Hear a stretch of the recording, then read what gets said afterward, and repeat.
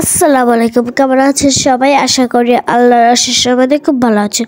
আমি আলহামদুলিল্লাহ খুব ভালো আছি। আজকে আমি আরেকটি নতুন ব্লগ নিয়ে হাজির হয়ে আমার আব্বু আজকে আমার দাদার জন্য দাদা মিঠা মাছ খুব পছন্দ করে, তার জন্য আজকে আমার খুব ঠান্ডা লেগেছে। আমার কথা যদি স্পষ্ট না বোঝা যায় তাহলে আপনারা ক্ষমার দৃষ্টিতে দেখবেন। এটা আমার দাদার খুব পছন্দের মাছ।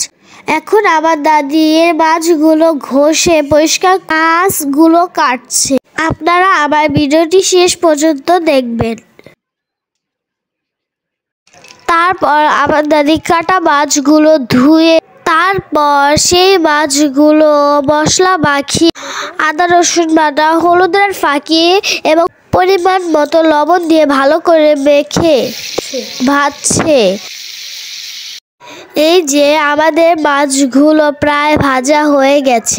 তেলে কুচি করা পেঁয়াজগুলো লাল লাল করে ভেজে নেওয়ার পর তারপর আদা রসুন বাটা, হলুদের গুঁড়া, মরিচের গুঁড়া, পরিমাণ মতো লবণ, এরপর পানি দিয়ে কুচি করা রাখা টমেটো দিয়ে তার কিছুক্ষণ পর ভাজা মাছ এবং ফেলে রাখা মরিচ দিয়ে দিব।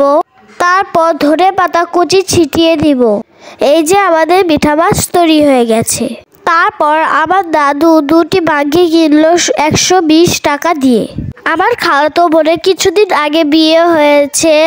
এখন রমজান মাস বলে ইফতারের ডালা বাটা, যেমন তরমুজ, আনারস, বাঙ্গি, কলা, বেগুন, আলুর চপ, বেগুনি আলু, ডিমের চপ, মুরগি, ছোলা, বুট, দই, মিষ্টি আরো ইত্যাদি।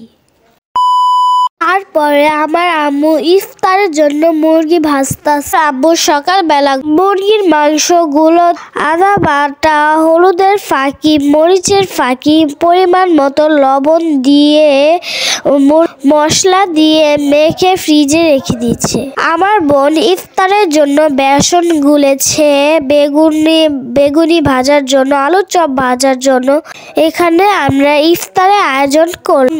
আমরা ইফতারিতে আলু ভাজা, মুরগি ভাজা, বেগুনি, আলুর চপ, বাঙ্গি, ছোলা, বুট, শরবত, ঘুগনি, মুড়ি ভর্তা ইত্যাদি।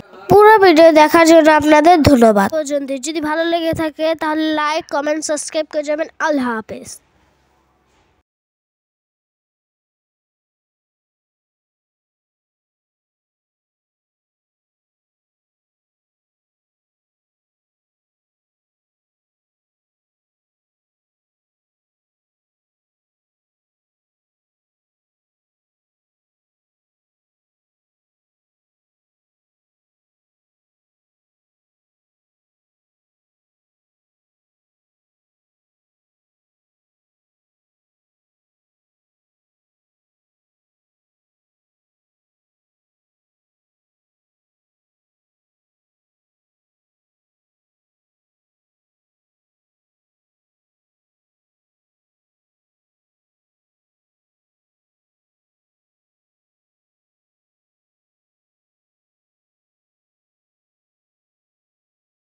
আজ এই পর্যন্ত। যদি ভালো লেগে থাকে লাইক, কমেন্ট, সাবস্ক্রাইব করে যাবেন। আল্লাহ হাফেজ।